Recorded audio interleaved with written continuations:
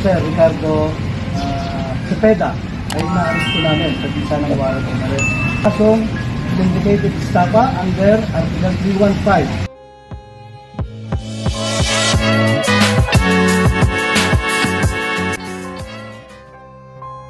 Hindi makapaniwala ang mga tagahanga ng tanyag na veteran actor at FPJ's Batang Quiapo star na si Ricardo Cepeda o Richard Cesar Go matapos itong arestuhin ng mga kapulisan na siyang gumulantang sa nakararami. Sa bisa ng warrant of arrest, dinakip si Ricardo ng mga operatiba ng Quezon City Police District 1 Section sa kasagsagan ng gig nito sa isang resto bar sa Caloocan City. Ang warrant of arrest ay inisyu ni Regional Trial Court Branch 12 Executive Judge Gemma Bicayo Madrid. Nakulong ito dahil sa kasong syndicated estafa sa ilalim ng Article 314 of the Revised Penal Code in relation to Presidential Decree 1689. Ayon sa kapulisan, hindi naman umano nanlaban ang aktor at payapa nila itong naidala sa kanilang kustudiya. Pinuri naman ni Quezon City Police District Acting Director Rodrigo Maranan ang mga operatiba ng Criminal Investigation and Detection Unit sa pagkakaaresto kay Ricardo. Pahayag nito, patuloy din po ang inyong kapulisan sa paghahanap sa mga wanted persons para masiguro ang kaligtasan ng bawat isang mamamayan.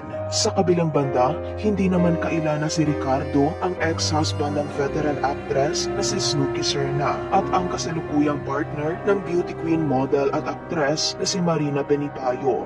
Wala pa mang pahayag ang mga ito sa kinahinatnan ng aktor, pero hustisya ang sigaw ng anak niyang si Joshua De Sequeira, ang Global Asian Model 2019 winner at Manhunt International 2022 first runner-up. Giit nito na hindi totoo ang akusasyon sa kanyang ama dahil di umano wala raw kinalaman ito sa investment scheme ng kumpanyang inirereklamo, pati na rin sa mga bouncing checks. Ayon sa kanyang Facebook post nitong October 8, 2023, please spread the word.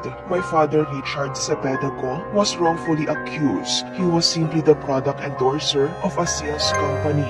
They used the title brand ambassador, which many companies also use. The company offered an investment scheme which he had no knowledge nor participation of, which paid people a big percent profit monthly, guaranteed with advance payouts in monthly post-dated checks. Eventually, the checks started bouncing, so the investors filed estafa cases against everyone who they thought was part of the company, including Ricardo, who was just a celebrity model. His lawyer can easily prove his innocence by presenting a copy of DTI showing the company is a sole proprietorship and his name is not there. Also, his name appears nowhere on any of the said investment MOAs and post-dated checks. Request for bail and if ever court date is his biggest hassle because it means his stock entertainment even though he's innocent. I have seen a lot of hateful comments about this. If you don't know what really happened, keep your comments to yourself.